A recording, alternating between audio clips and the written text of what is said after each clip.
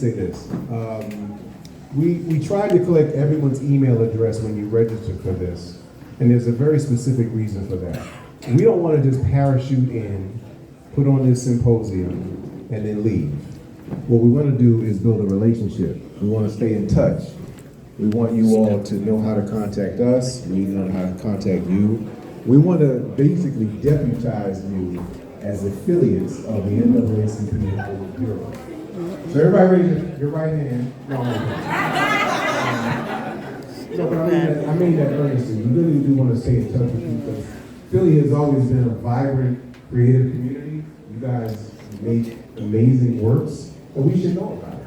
We might be the conduit that helps you connect with someone in LA that you're trying to do business with. So let's build a relationship together, okay? What we discovered in preparing for this one is a lot more work goes into it than we had anticipated. And so we probably will do one more this calendar year. And we're looking at a series of cities. We've talked about New Orleans, we've talked about Cleveland, Columbus, Atlanta, Detroit.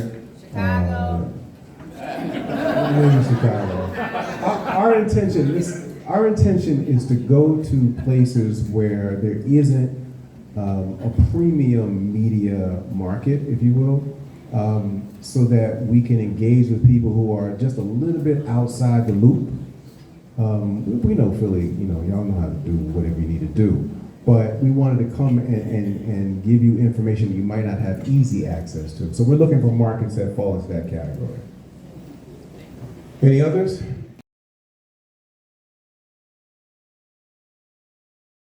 And I've been participating in both sides of this work. This is the collaboration between creatives and executives, which is an area of the business that I don't think enough people pay attention to. What you see on the screens or what you hear, any entertainment content that you've been exposed to, for the most part, has been a result of this collaboration between someone who had a creative vision and someone who has a corporate agenda to be mindful of, and how they work together collaboratively, how they're able to satisfy or pacify each other's needs is an art. It really is an art, and the people up here have been intimately involved in that process. And so we're going to talk about what that's like.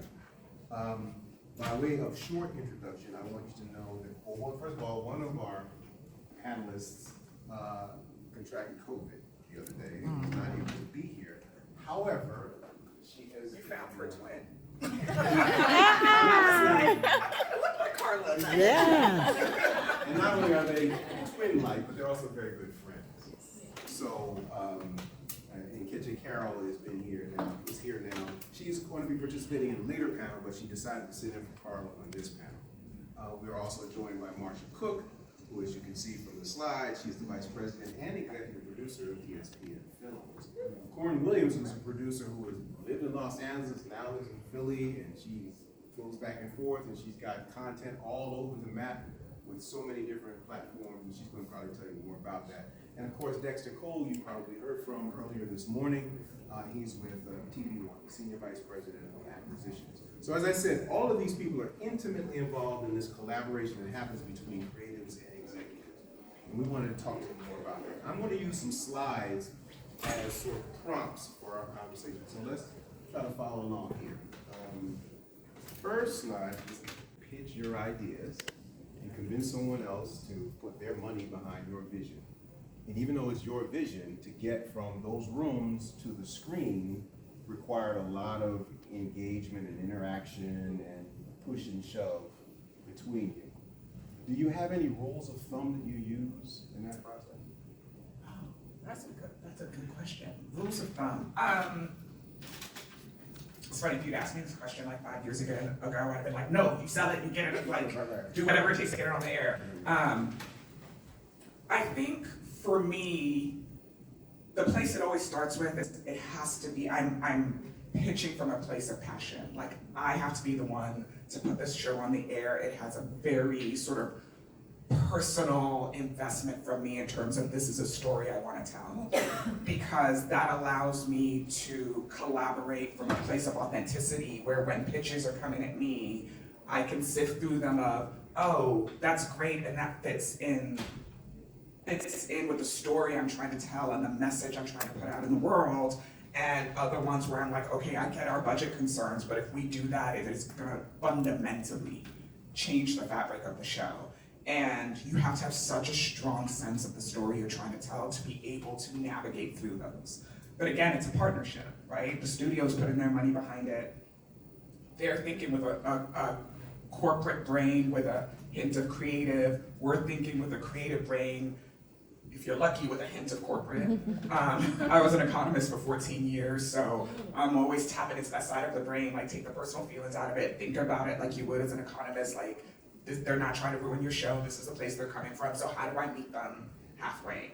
And so with time, I just got much, much better at that, and then also got comfortable with knowing when to say thank you, and I appreciate this, but I don't think this is the right place for the project. And that has happened even after they bought the pitch and everything, and I'm just like, I don't want you to be unhappy with the product you have on the air, and I don't want to be unhappy with the product I have on the air. And so I would rather take a step back, maintain this business relationship, we'll figure out something else to do together, but not compromise the heart of the project. And that takes a lot to say no, when they're like, here's the money, and do the thing we want to do, and, you know, coming into the business, I was just happy to get a job as a writer, let alone finally get to create my own show. So to be in a place to know when it's not right, or know when the thing they're asking you to do is not right for the project.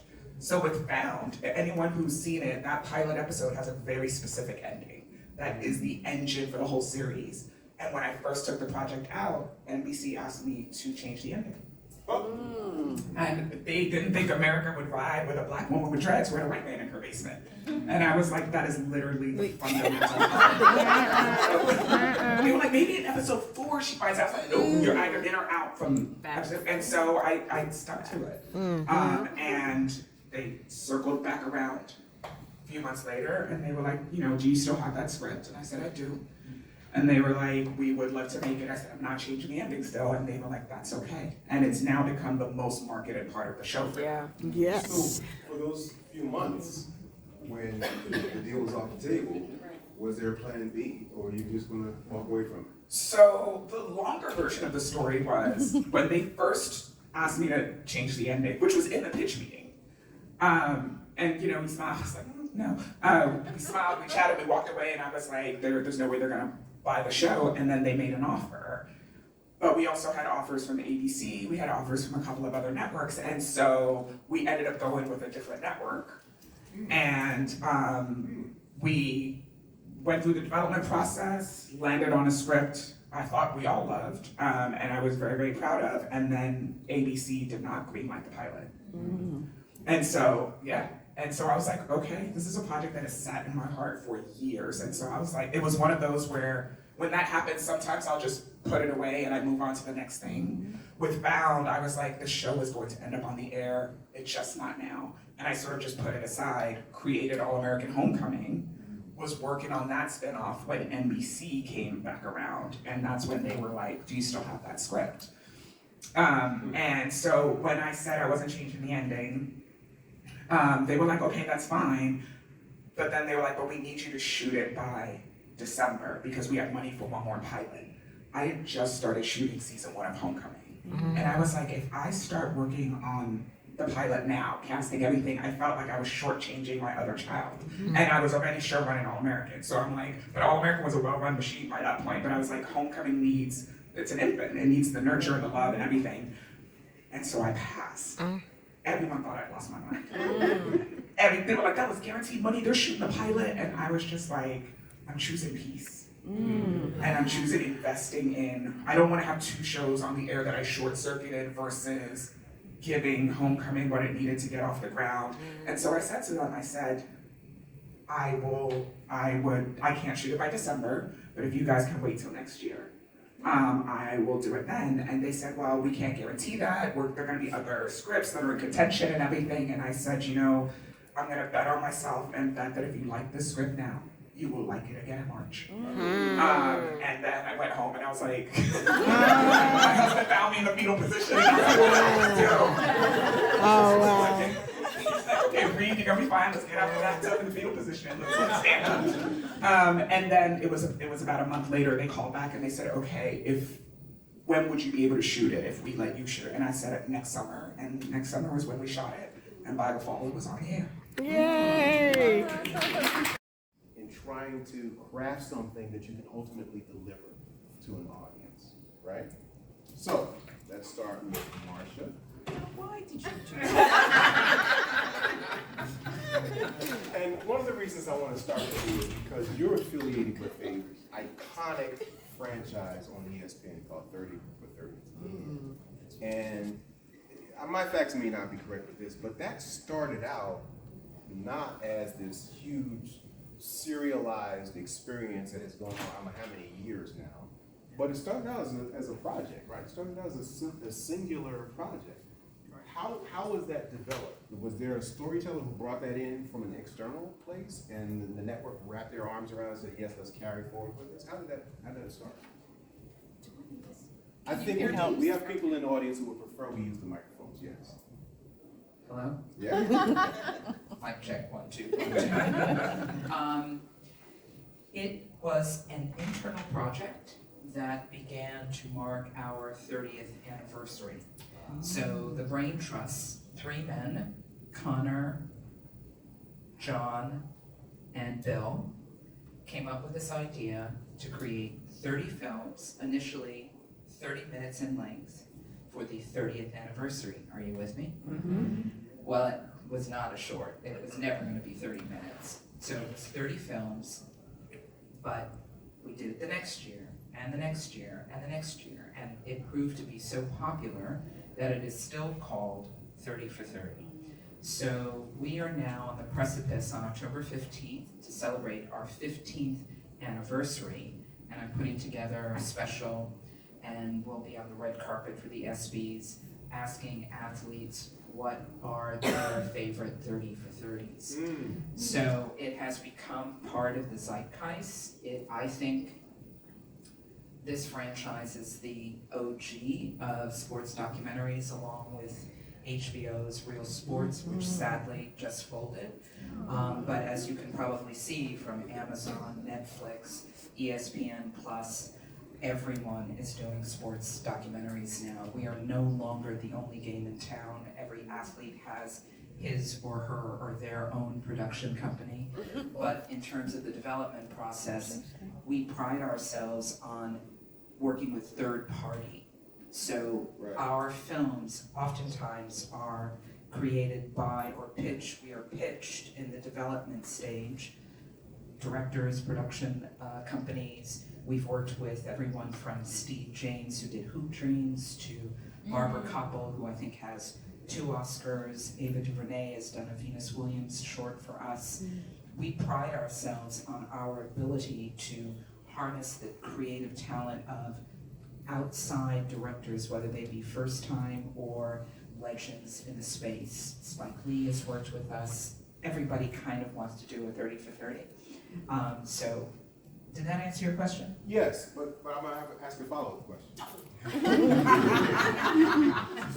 So that initial idea on the 30th, that initial idea on the 30th anniversary to do 30 films, that was an internal. Correct. That was an internal development. Bill, Connor, and Jack. Yeah. Connor Shell, Bill Simmons, who's now a juggernaut outside of ESPN, The Ringer, if you listen to sports podcasts, and then John Dahl, who's now like leading content at NASCAR. Right. But even though it was developed in-house, you used outside directors to create those films. Correct. We literally put out a cattle call to directors when this idea was generated, and the floodgates opened, and at that time, many of the directors were first time. They were not big deals in the space, and now they've gone on to fame and fortune. Right, so were there offers made to those directors, or did they have to come in and pitch? They pitched us. They pitched. And so you selected one for a particular subject matter, but you still had to work collaboratively with them to get them through the process, because many of them were first-time directors. You weren't just going to entrust the airwaves to a first-time director. Right. So, was it easy working with them? I wasn't around then, Okay. but I do it now, and I'd like to say that it's oftentimes joy and pain. I feel a lyric in there somewhere. Or my favorite sports program ever, the thrill of victory, the agony of defeat.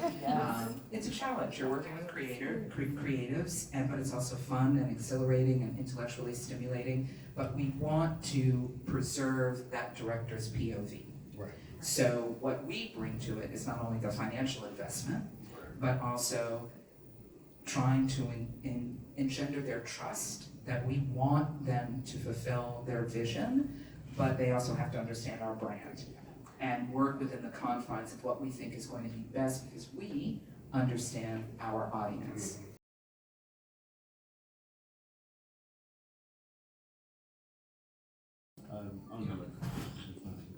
My name is James Elam, based here from Philadelphia. I started my business in the entertainment space as an attorney as well, maybe around the same time Daryl did, about 25 or so years ago. I believe in doing things in 5-year spurts, so I started at a major law firm here in Philadelphia for 5 years, and then I ran my own practice for 5 years, and looking for my next 5-year transition, I realized I thought the music industry in here in Philadelphia was going to change dramatically. So I moved to Los Angeles and decided to step into the film and television space as a producer. So moved to LA in around 2007, was very successful pretty early, had a TV show I did with VH1, sold 3 other films that I produced with some folks that I met in Los Angeles. So after my 5 years in LA, moved back to Philadelphia to start my commercial real estate vertical, and thereafter my technology vertical. And so right now I work as a businessman, but I'm also a filmmaker full-time. I have a media, film, and television production company. My next film actually goes into production next month. It's a story about a black woman from the Midwest who winds up being adopted by a family from Baltimore, a Jewish family from Baltimore. It's set in the 70s. The guy who wrote it, it's based on a true story, he wrote it to me. It's a story about his family. He wrote it to me because of my work, and I was the head of the Black Jewish Alliance for the Anti-Defamation League for a long time, and so he brought it to me as a result of my work. He thought it was something I'd be passionate about. I helped him to package it up. We raised $5 million, and we're going into production next month. And so, that's I'll give my name is Chauncey Childs. I wanted to be a panelist, but I got nominated. So I want to share my story too. I'm a music manager, publisher. I also went to law school at Temple University. I've been in Philadelphia for my entire life.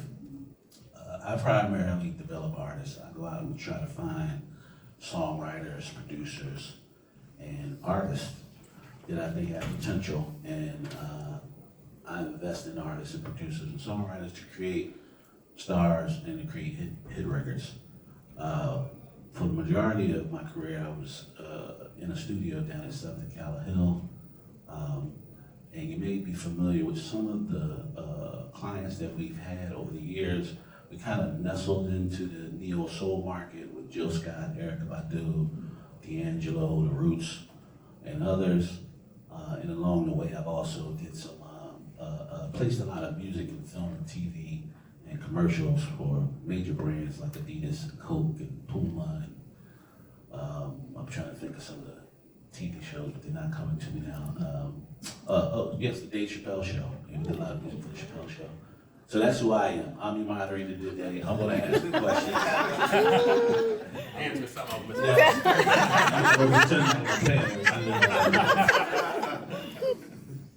So I got a couple questions, and again, the focus here is to try to elicit from the panelists some information that will allow you to enter into the music business or the entertainment business in a career that's behind the scenes and not in front of the scenes necessarily.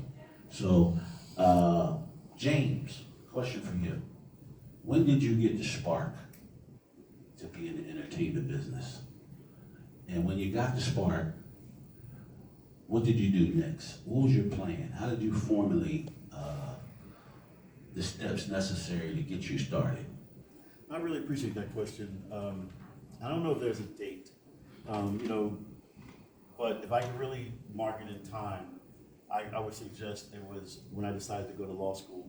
And and Daryl will attest, and anybody else, and Chauncey can attest as well, everybody who goes to law school wants to be an entertainment lawyer. Everybody. When you go to entertainment law conferences, 75% of the people there are law students. Everybody wants to be an entertainment lawyer. And so, you know, I've always been a very competitive person. And so what I decided to do was to, I guess some people use the phrase habitual line stepper.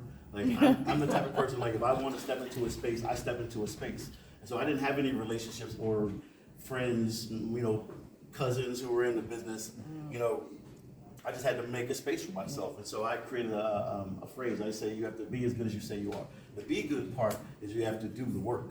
And so what I did is I created a self-study program for myself. And I literally, like besides all my other law school classes, like you guys have seen the Bender sets, I have that in my house. Like, you know what I mean? Bender sets are like these massive books of forms. I would just stand in the library and copy hundreds and hundreds of pages of these books and take them home and digest all these contracts. So I had to teach myself all of this data because nobody was going to teach you the data. There was nobody who was going to give you that. So I had to create a self-study program for myself. I'm reading every law review I could find. I'm reading every piece of data I could find to really separate myself from the pack. You know, because the reality, you know, if you compete in anything, you're either in the pack or out the pack. If you're in the pack, you know you're in the pack. Get out the pack. You know, so I had to figure out something to do to get out of the pack. And so I created this self-study program, but then the be as good as you say you are part, you got to do the marketing part.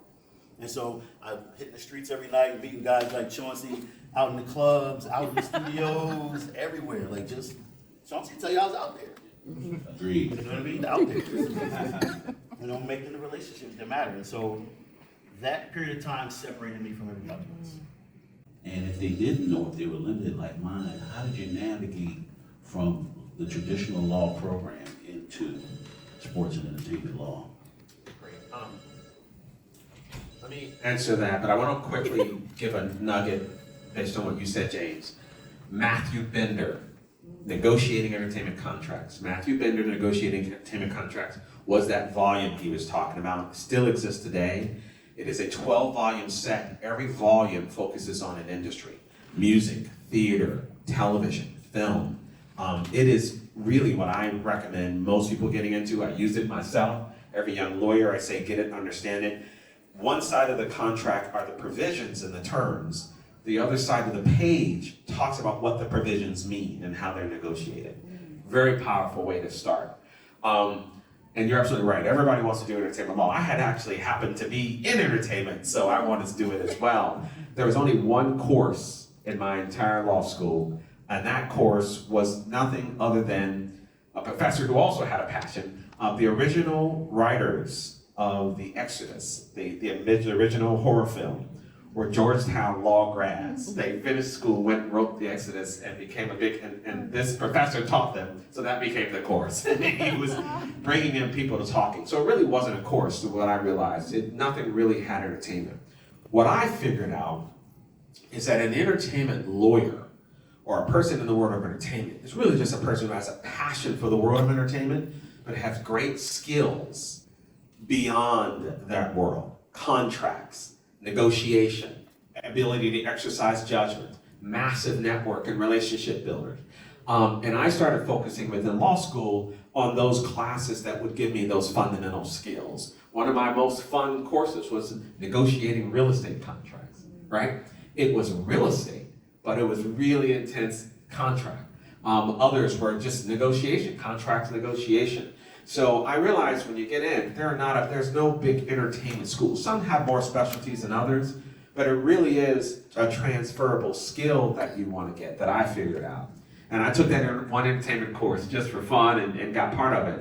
But it's really all that other stuff that makes you as good as you need to be in order to be a good deal maker. Or litigator, because they're entertainment litigators. I did that for the first 5.5 years. But again, litigator is a litigator. It can be a toxic tort, it could be construction, it could be criminal. If you're good in the court and good with making arguments and good with preparing those arguments and writing, you just happen to love entertainment. And so you can do it about intellectual property rights, infringement. You can do it about breach of contract. You can do it about, tour disputes over artists not showing up. Litigation is litigation. Deal making is deal making. Transactions are transactions. It's really about having those fundamental skills and then applying them to entertainment.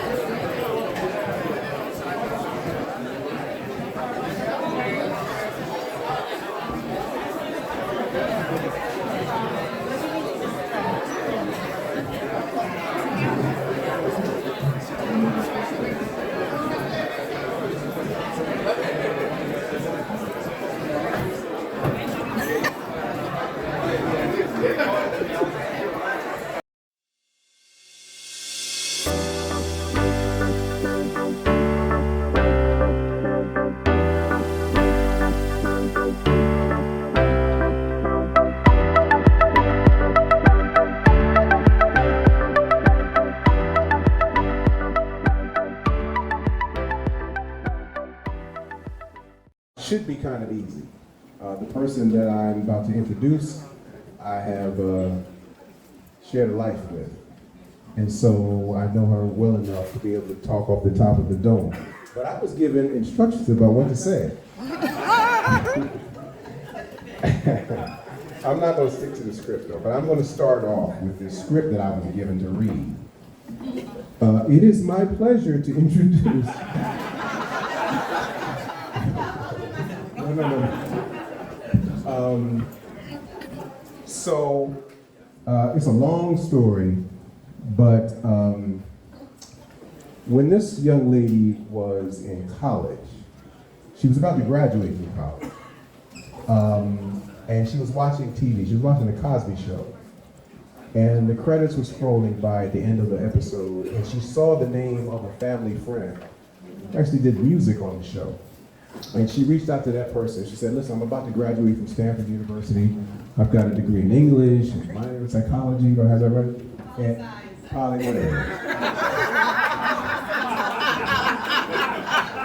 whatever. And she said to this person, but what I really want to do with my life is I want to work in television. And let me make a couple too. So some time goes by, a week, I don't know the exact amount of time, and all of a sudden the phone rings one day. She picks up the phone and she says, hello, and that voice on the other end says, hi, this is Bill Cosby. And he said, how would you like to go to law school? And she said, I'm not really interested in going to law school. He said, well, what do you want to do with yourself? She said, I want to work in television. And he wants to spin off called A Different World. And we need somebody to go get coffee and sandwich. This is a person about to graduate with a degree from Stanford University. And she said, what time should I be there? Within 5 years, she was a producer on that show. And the rest, I'm gonna let her tell you. She's had a meteoric career as a television writer and producer. She's an amazing mom. She's all right as a wife. But she was kind enough when I asked her, when I begged her to come here to Philly to speak with you today. One of the reasons she's here, and she's going to talk more about this as well, is because the girl, she was born in 57th and Girard. So understand that you're about to hear from somebody who knows where you come from, intimately. And another reason that she's here is because she's always given back. I think she's going to tell you that it has always been as important to her to give back as it has been to try to be successful. So without further ado, please join me in acknowledging, recognizing, and welcoming my wife, Yvette Lee Bowser.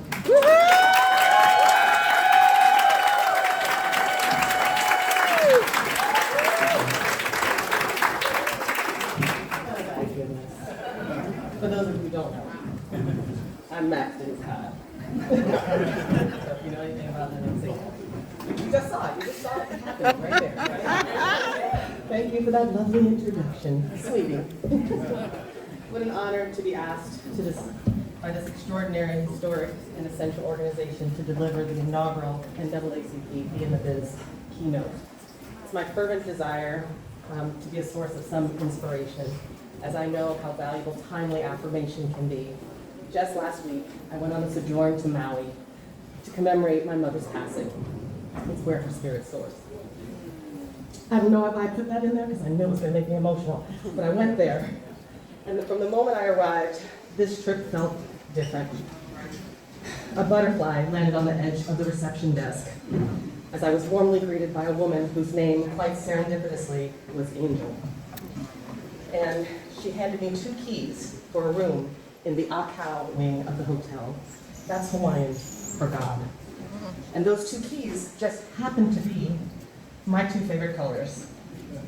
Came out right now. Here they are. And they have words on them. And one says creative, and the other says inspiring. And I thank God for that much needed reminder of my purpose. It's so easy to lose sight and go wide. I think about it a lot, like, I wonder, why haven't I started plotting my exit? But I know why, because storytelling is my passion. I'm still living for my purpose, which is to widen the lens on our community and our culture, and to nurture and amplify our voices, and to hold the door open, sometimes wearing healthy shoes to help. I've sold over 40 pilots. I've shepherded 12 series onto the air. I've produced more than 700 episodes of television, and none of it was easy. Most of it was joy. All of it was toil. And some of it was torture. I'll keep it real. But I'm here to assure you that if I can live a creative, impactful dream, so can you. Even during this time of tectonic shifts in our world. But you need to have a vision, a North Star, if you will, and you must pursue it relentlessly with your content and your confidence, and maybe some of that Philly swagger. Nelson Mandela said, there is no passion to be found playing small and settling for a life that's less than the one you are capable of living. So live out loud. Tell your stories however you can. And because this is a room of creatives and creative adjacents, I assume you have some familiarity with the hero's journey. It's a narrative structure that follows the hero as they embark on an adventure, face challenges and trials, undergo personal growth, and ultimately return home, like I have, to their community with newfound wisdom and valuable treasure. It's essentially a framework for the human experience and a fun roadmap for my remarks today. Each of us is the protagonist of our own story, and our lives are divinely designed to pull the hero out of every one of us. Our trials, our stepstones to triumph, the tests are required for the testimony, and you must be willing to go through it, to willfully, consciously participate in the journey, even in the face of adversity. I've made a life and a career turning adversity into advantage. The key, get up, keep going. And I am acutely reminded of this whenever I come home. Because one thing I know for sure, you can take the girl out of Philly, but you cannot take Philly out of the girl. Yes! This city, its spirit, its people made me. It was Easter 1969. Yeah, I'm gonna go all the way back. I'm gonna go all the way back. The annual egg hunt in the local woods. Y'all know it. Lots of kids, lots of eggs filled with jelly beans and marshmallow peeps. And of course, the coveted golden egg was somewhere out there. However, when they got called time, we brought in our haul, and no one had found the golden egg. So what happens next? A foot race. Y'all know it, right? Foot race for the kids who gathered the most eggs. Winner takes all. The golden egg, the ginormous basket filled with Willy Wonka amounts of yummy candy, and a red straw cowboy hat. I don't recall what that was about, but I know we wanted it desperately. We did. So we got on our little marks, we got set, and it was go time. We took off into the forest, and just before we rounded the bend, who was in front? This girl, the one whose dad made her have a foot race down the block at least once a week. The golden egg was in my sights. Ooh, I'm so excited. Just before we rounded the bend, I was suddenly face down in the dirt. Apparently, I'd been tripped by an older boy whose little sister was behind me. As I looked up, I saw her powder blue eyelet dress blow past me, to the finish line, to the golden egg, to that damn cowboy hat. So there I was, in the dirt, face, arms, knees on the ground, Easter dress a mess. This was the moment in the story that we refer to as the call to action. This is the moment when ordinary life is suddenly disrupted by the call to something greater. So faced with the choice, an all messed up circumstance, 4-year-old me decided to get up, keep going. So I crossed the finish line and I left with my rainbow-colored plastic eggs and my dignity intact. Sure, I could have got up throwing hands, but that's a different story for another function. And I consciously but I've been consciously able to summon my inner toughness ever since. By the way, that other kid got sick, like go to the hospital sick. And a week later, that hat was just tattered trash, so you can feel so bad. But that was the beginning of an attitude and resilience that I carried into adulthood. To finish the race, so to speak, and to know when to walk away with my dignity and my dough. Never leave without your dough, y'all. Never leave without your dough. And failure, which sometimes looks a lot like having your face in the dirt, taste of dust in your mouth, knees all scraped up, is just life trying to move us in a different direction. Determination is required for this business.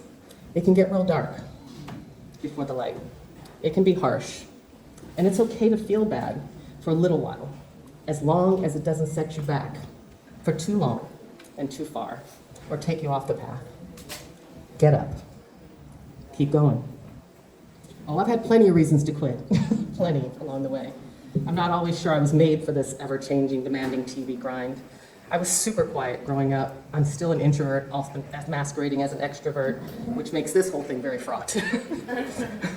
But my husband asked me to do it, so here I am, for all of you, hopefully giving you something to take away.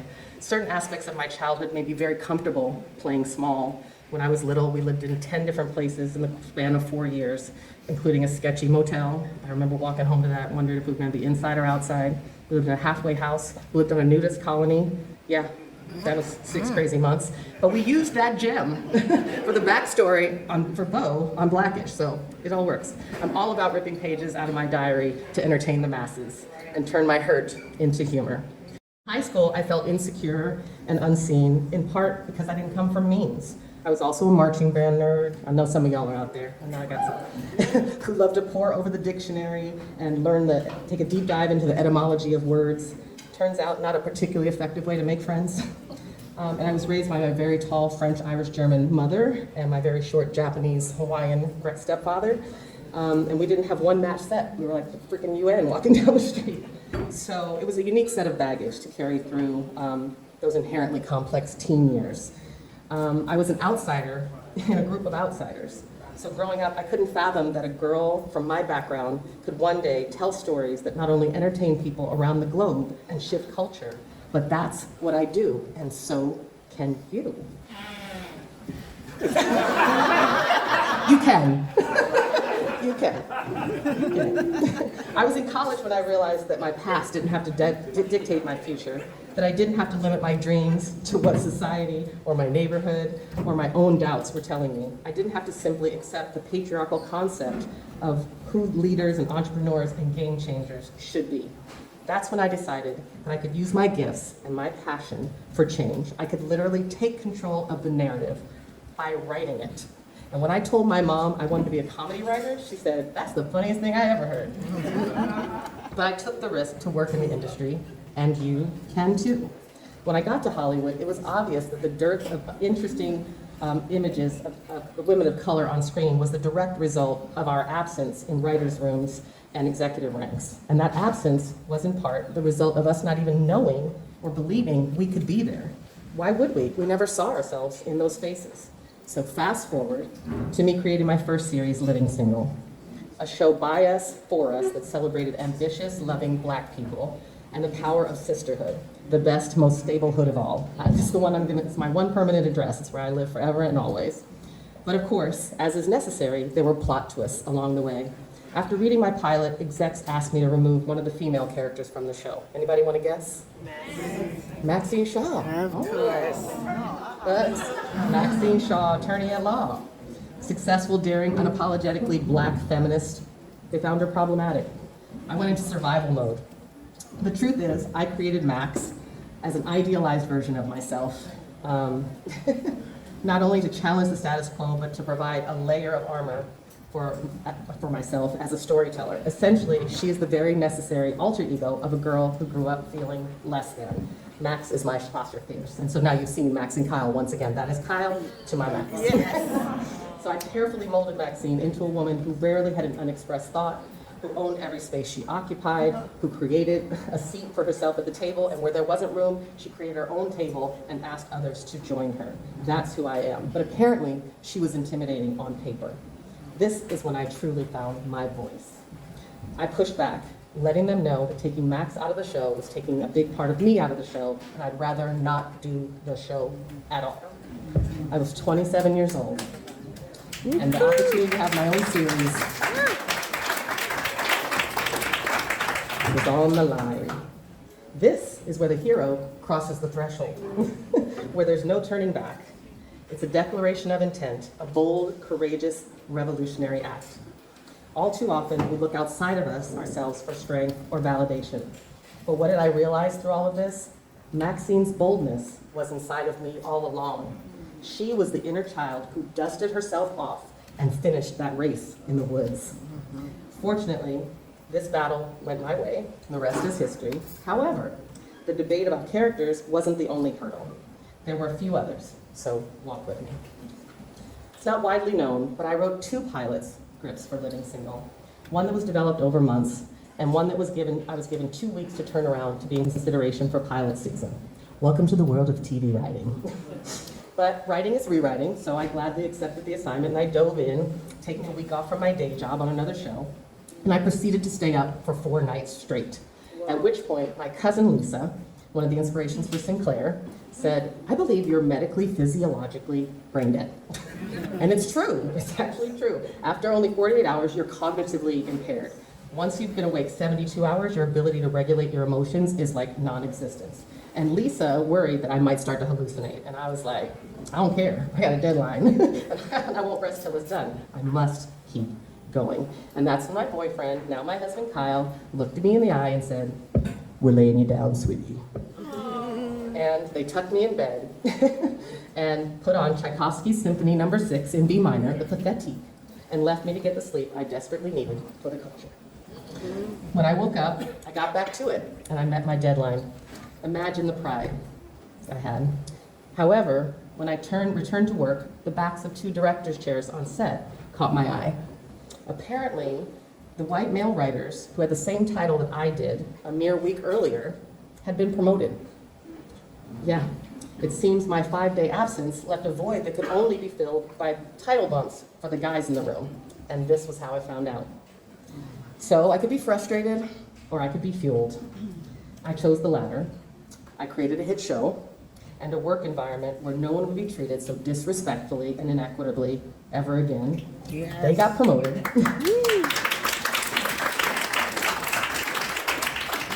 They got promoted, but I got the opportunity of a lifetime, and I changed the course of my career. That is the midpoint in this hero story, and as far as I'm going to take you today. But it's where the hardest work begins and where the magic happens. It's also where you find allies and mentors along the way, because once you're on the journey, all kinds of people will show up to help. That's where great events like this come into play, because no one does this alone. And it does take courage to be yourself in environments that don't always value you or your life experience. But I am here to turn up the volume on voices that for far too long were in the background or riding shotgun or simply there delivering the self-deprecating punchline. For the last 37 years, I've been blessed to use television and humor to help the world see our humanity. And today, I want to leave you with this. The journey is worth taking. Get up, keep going, all gas, no brakes. Consider this your call to action. God bless. Thank you.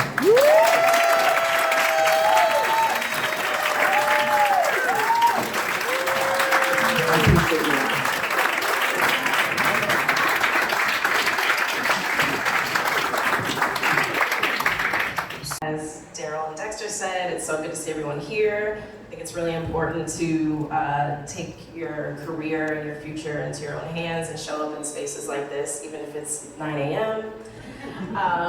I am originally from Cleveland, Ohio. I've been in New York for about 22 years. I thought I wanted to be a fashion designer, but I didn't know how to sew.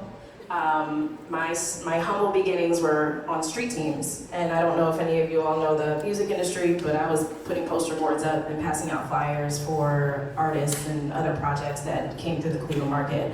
That's when I learned about marketing, and I said, if I know how to market myself, then I can do anything that I want.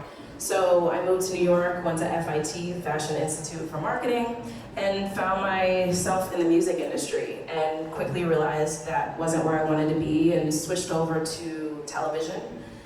Spent some time in marketing with A&E TV, and then True TV, and then Viceland, which is Vice Media, and ultimately I was at ABC News. 2020 happens, we are all, in a pandemic, and then George Floyd is murdered by the police, and we're trying to figure out where we show up in this. And I pulled a group of people together and said, let's hold these corporations accountable. And we went through the reports and pulled the data and put it together into a composite number so consumers would understand quickly, where their bank, where their favorite clothing brands, where their fast food restaurants stand in terms of their commitments to Black America. And that changed the trajectory of my career. I left television and I went to lead Racial Justice for Color of Change. Spent a year and a half there, and at the intersection of advocacy, marketing, and entertainment. I was doing entertainment advocacy across music, fashion, and Hollywood, and it just felt like every decision I made started to make sense. So I'm here, and I am outside of the industry, but speaking as a consumer and an advocate for consumers when I talk about the future, and later on we'll talk about the content, but really happy to be here. Thank you. Last but not least, Ms. Janika James, executive producer of Peacock's Bel Air and Fox's Empire. Yes, hi everybody. I'm so happy to be here. I always like to tell people my career started when I was 5 years old as an obsessed TV viewer. I was a military brat growing up in Germany, and my grandparents were sending me VHS tapes of all the American TV shows, and that's kind of when my love of television started. And when I was in high school, I read in Essence magazine an article about our keynote speaker, Yvette Bowser, who created and executive produced Living Single. And when I saw that a Black woman could be responsible for the worst coming out of people's mouths on TV, I knew that's what I wanted to do. So my career, I went to grad school at Syracuse University, got a master's in television, radio, and film. I moved to Los Angeles and started working in comedy on a TV show called Half and Half, which was on YouTube years ago, if anybody remembers. And then I transitioned into working in drama when I became a staff writer on Empire, which was a ride, an incredible ride, and that's a show that raised me as a writer. And after working on Empire for a number of years, all the way until the end, I started working on a show called True Story with Kevin Hart on Netflix. And then went on to do Gossip Girl at HBO Max, and now I currently serve as executive producer, along with my twin sister, who's not here today. I'm usually used to doing this as a duo, on Peacock's Bel Air. And really excited to be here. We shot our pilot here, so it's good to come back. So thank you. A lot of connections for Philadelphia, of course, when we look at the landscape of what's happening in TV and film. A diverse panel and background. Some knew they wanted to do it 5, others on a beach trying to figure it out, it sounds like in their maybe 20s there, but finally got a hold of it. But we know to be in these seats, that the challenges were real then, and I'm going to imagine challenges still exist today, which is why we're having to have these types of conversations and forums, trying to figure out how can we get more people of color in these spaces. Mr. Darrell, I want to ask you, you shared about working in contracts and figuring out how you wanted to be a person who was initiating. When you talk about what you're seeing now, but what you think is really about to be possibly where we're going, if we need to really be focused on not just what's happening today, but where this industry is going. From where you sit, what would you say of what is emerging? But I'll tell you analogously, when I was at Georgetown in school, we were all beginning, like AI, to talk about the information superhighway. 500 channels, it was all about the internet. We were still pretty much at 28.8 modem. It had not, most of us didn't have DSL. And like AI, in the world where there were going to be 500 channels of content, my light just went on and said, if there's 500 channels of content in my family, and I pretty much grew up on ABC, CBS, and NBC, that's 497 more opportunities to get my content or people of color content out there. And so I literally went west thinking about the opportunity that would be created as the technology of the internet evolved. I think AI represents that opportunity today. I think no matter what you see, you hear all the news stories about how it took us maybe 10 years for the internet to kind of start from concept to hit critical mass where the masses were using it. It took 10 months for AI to basically reach that same critical mass. And you saw the news about a few months ago where 100 million people over a very short span of time already engage in AI. Where the technology and where the technology is not there completely yet, but we all see it with the chat GPTs and all the various things that are happening. To me, that all represents another phase of opportunity. And just as I was standing thinking about what would the world be like when there were 500 channels, and it may not be 500, but we all know now there's 300 because we can't figure out what to watch in a half hour, shifting back and forth. The same thing when content can be created by your kids or your friends or us, sitting in a room, coming up with an idea, putting it in a machine and telling that machine to create a story or create a script or create a movie. That's going to change the game. And so I like to find where opportunities are and see where the world is changing. And in law school, among all the things I was taught, changes in society, changes in business, changes in the law, all equal opportunity. And so I think the change that's coming with the revolution of AI presents a tremendous amount of opportunity. And the technology, just like the internet, was an equalizer because it didn't limit itself to a certain group or even it just limited itself to people who understood the opportunity and placing yourself in the middle of getting a piece of it. Politics in my film at all, because when you include politics, you lose half your audience. Another thing with the core was the teens. You never hear from the teens how they're dealing with gun violence on top of social media and everything like that, because when I was in high school, there was no social media, and then peeling back those layers, we're back in Philadelphia, okay, we're talking about the teens, we're talking about the mothers. With the teens, we have Shoot Basketball's Not People. Gary Mills, the founder, who I featured in a documentary very heavily, he's utilizing his gift of basketball to keep the kids off the street, right? So now I'm incorporating basketball into my documentary. So that way I'm also capturing the viewer's audience, so that way it's not a bunch of talking head and all that. You got a little action, you got a little fun, you got laughter, and that is balancing the sadness of the story. And then when you come to the mothers, pulling back their layers, we feature mothers in charge and how they're dealing with the aftermath of losing their children and their background stories. So I really try to find the heart in every story, whether it's a commercial, whether it's narrative, whether it's corporate video, because we still have to pay our bills as filmmakers. Sometimes you have to do corporate projects. So I always make sure I'm just finding the heart in a story, and I'm also making sure that I'm not exploiting people's stories either, and I'm not doing trauma porn to capture viewers' attention, because I cannot stand trauma porn. So there are so many different ways, and another thing I do is respect. Anytime I'm filming, especially in the documentary world, I actually go to I don't like to use the word subjects, I actually go to the characters in my film, and I immerse myself in their world without a camera first. Because I don't want your first time meeting me is with a camera right in front of your face. I build their trust. Mothers in Charge, I went to their meetings. I listened to the mothers, so it's a trust thing. And then I collaborate with them. And I always tell them, I am a guest in your home. So if there's anything, you signed a release, but if there's anything that you don't want in this film, it could be a month later, it could be even while I'm in post-production, I will take that out of the film. So there's so many different layers to this. I think I answered your question. I have a bad habit of going off on a tangent, so. Cam or James, do you have additions to this? One, definitely piggybacking off what Kyra said, getting to know the community and the group that you're working in. Before film, I did anthropology, so cultural anthropology was my thing. It's like learning about cultures and understanding the people within the culture. So it's definitely immersion.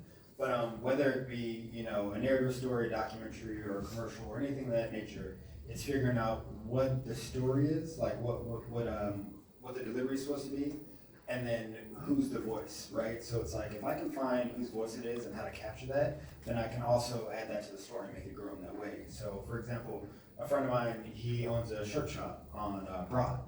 He's been wanting to make a piece about his shop for the longest time, so I, talked to him about, hey, what do you want to talk about? He's like, well, I want to talk about my heritage. He's from Egypt, so it's okay, how do we highlight Egypt? And how do we highlight what your story is? But then on top of that, he also wants to talk about his family. So we put a piece together that really highlighted his son, his struggle immigrating to the United States, and what really inspired him to make his shirts. Because it wasn't just about shirts. It was also about, hey, there's a way that I can give back to my community and give back to my culture by incorporating different things that I was born with and show the world in that way. So it's, figuring out, what the story is and how to do that. For me, it's I like to sit down and I like to just when I've got a project, I want to ask questions about and just continue to answer questions because I want to make sure I'm giving an authentic story and something that actually people are going to actually feel and people actually are going to connect. And for example, and I like to just take my time if I'm doing a documentary, I take the time just talking. If it's a human subject, I'll sit down and just engage with them and just have conversations. It doesn't even have to be about the project or anything, but just getting to know them as a person, knowing them. One of the people was this poet that we did for our project for this documentary called Community Brace, where his name is literally, yes, he's actually a poet. He's actually a winner of the Jackie Robinson Award here in Philadelphia. He has a series of gumball machines all around this city that has poems but have access to 24-hour mental health line to combat mental health issues. And one of the things he really was like, I don't want this to be this dark, brooded, moody thing. That's not me. And so we wanted to say, okay, now, so that was a challenge on its own. It's like, how can we touch a very, deep subject that has a lot of issues with something like mental health, but how we keep it, how do we make it sort of more vibrant and sort of more lively about it? So we went through some things in terms of lighting, but also just sort of, there was some, not necessarily comedic relief, but some of the people we interviewed, there was just a more relaxed, and it felt like, it was more conversational, and a lot of people were like, we decided to make it more about all the different organizations that he involved with these gumball machines and how it's now being positive to them. And that's sort of where we focus on the other organizations and how this all became a whole thing that the community came coordinators, and if you could speak about, can you speak about that collaboration? You don't want me going first. So, I've never worked with an intimacy coordinator, but I have a great friend that is an intimacy coordinator. She was an intimacy coordinator for that film on Hulu. What's it called? Three Ways. God, it was on Hulu. They just had it at ABFF, and one of the things and I was like, Tati, talk to me about this. What does an intimacy coordinator really do? And one of the things that she told me that she looks through the script and she says moments that might not feel intimate to you per se, might feel intimate to someone else. So she's looking for the script for all of those, not the intimate moments that we all know, but she's looking for those small little details. And she talked to me about how they do the paddings and everything like that, but that was my own experience just talking to my friend Tati about it. Okay, I'm going to talk. I work with intimacy coordinators, and I have no problems with intimacy coordinators, and I think it's good to have them around. But I just did a play in Tucson, and I did a film. We did film Cinnamon, and I watched. Yeah. What? Yeah, I was there because my film was in a run. Yeah. One of the things, with Cinnamon, the intimacy coordinator showed up and turned to the actress and said, "Okay, where do you not want to be touched?" first day. And I'm like going, whoa, wait a second.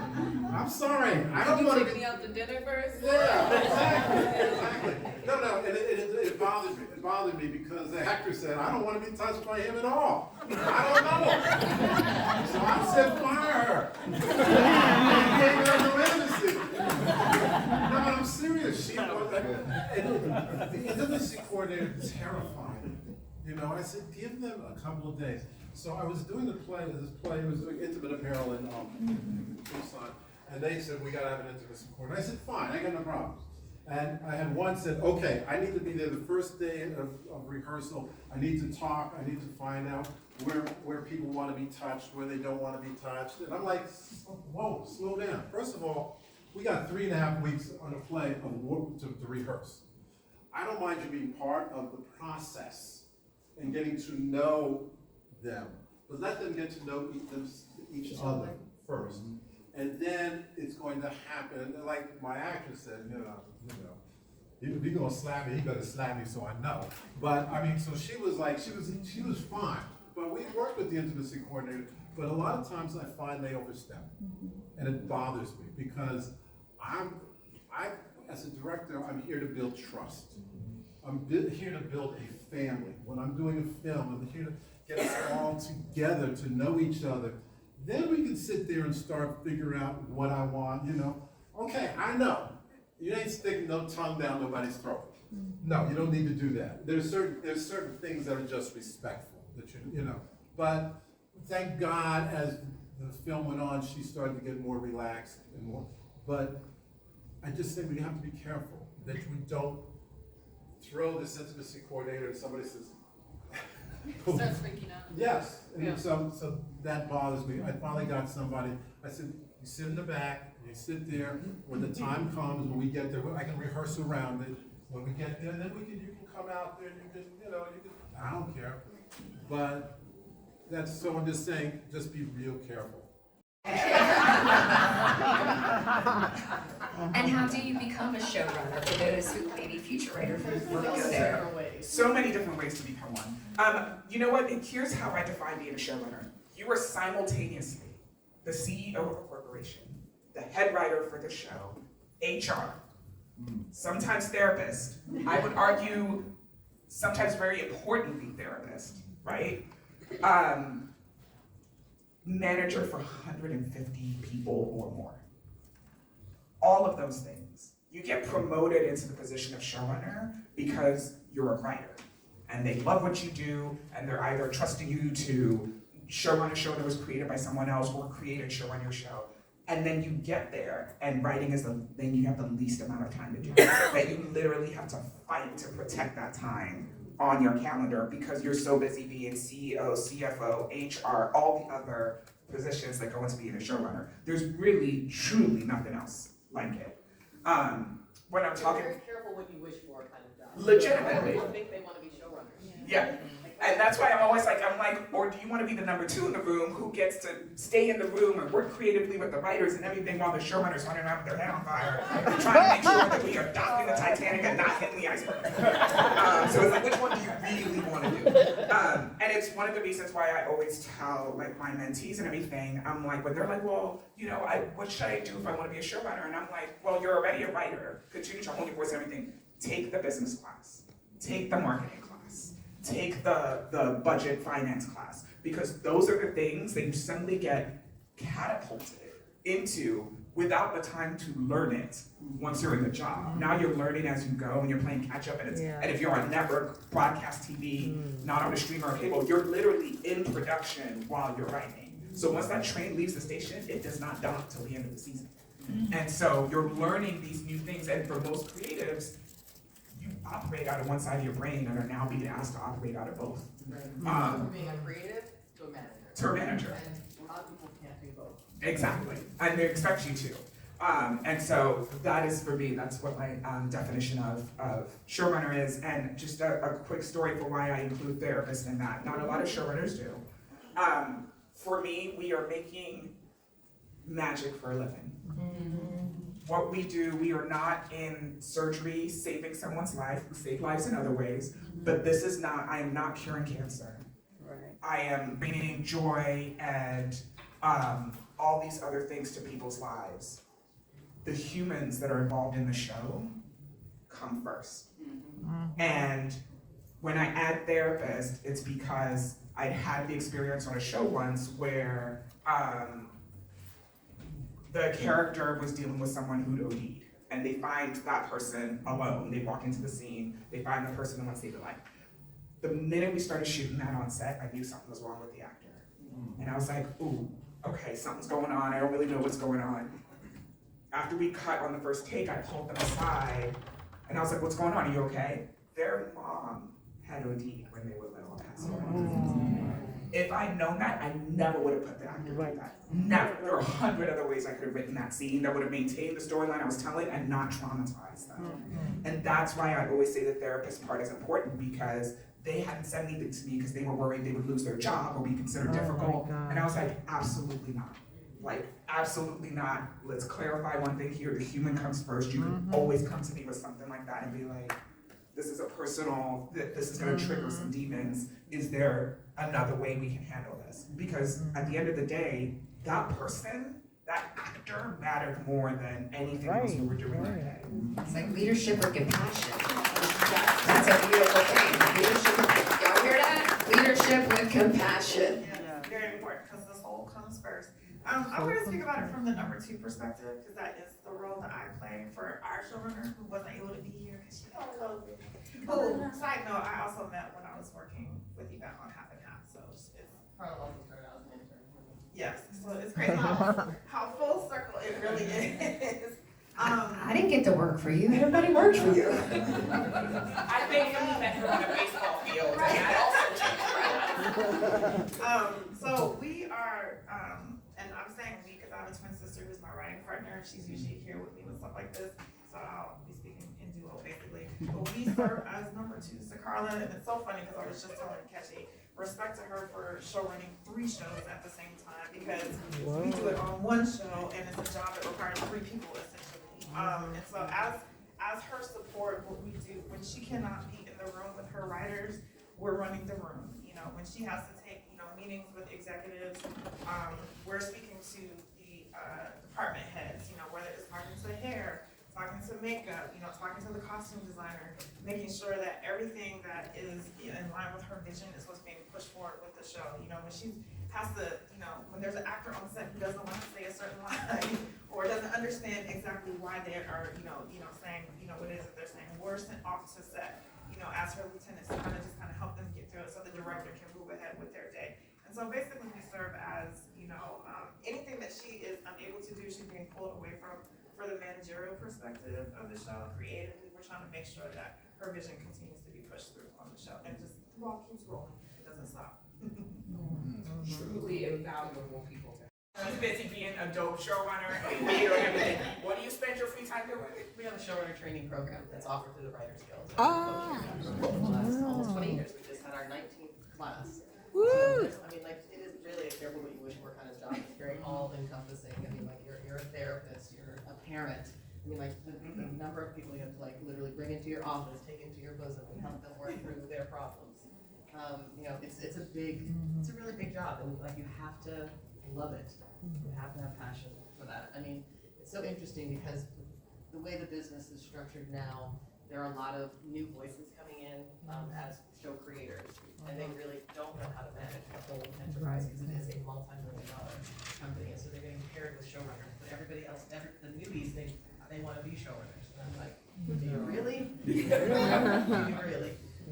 So it's just, I think the business will be better when the babies accept the leadership and know that those of us who have been in the trenches are not trying to hijack their shows from them.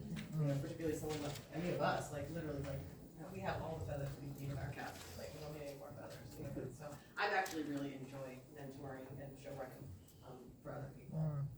As well, most of the incarceration survivors didn't talk about what happened to them in World War II. And it wasn't until my mom's generation were in high school and their history teachers told them that it happened that most of our families had these conversations for the first time.